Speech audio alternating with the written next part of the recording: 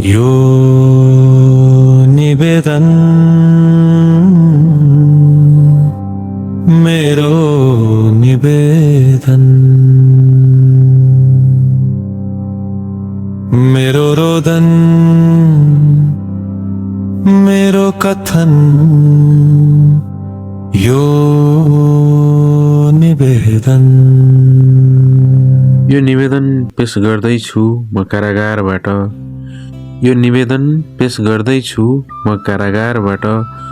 म दोषी ठहरिँदैछु कुन दफाको आधारबाट। यो निवेदन पेश गर्दैछु म कारागारबाट।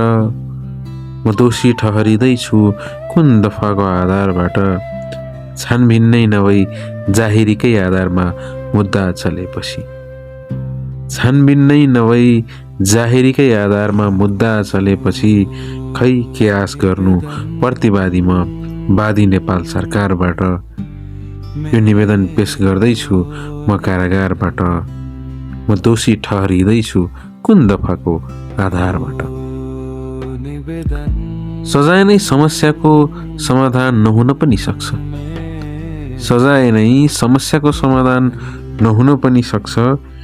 यो निवेदन पेश गर्दैछु म कारागारबाट। सजाय नै समस्याको समाधान नहुन पनि सक्छ। थोरै सोच बदलौँ न अब घर घरबाट। म दोषी ठहरिँदैछु कुन दफाको आधारबाट। यो निवेदन पेश गर्दैछु म कारागारबाट। सुशासन र सुव्यवस्थाको लागि हिँड्दा गलत भए।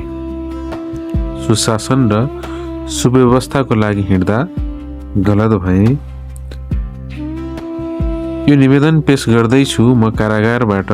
म दोषी ठहरिँदैछु कुन दफाको आधारबाट। सुशासन र सुव्यवस्थाको लागि हिँड्दा गलत भए। कुवाभित्रको भ्यागुतोले के गर्न सक्छ र काँडेतारबाट। यो निवेदन पेश गर्दैछु म कारागारबाट। म दोषी ठहरिँदैछु कुन दफाका आधारबाट। हो सही न्याय मिल्दैन र क्रान्तिको सुरुवात हुन्छ। हो सही न्याय मिल्दैन र क्रान्तिको सुरुवात हुन्छ। हो सही न्याय मिल्दैन र क्रान्तिको सुरुवात हुन्छ।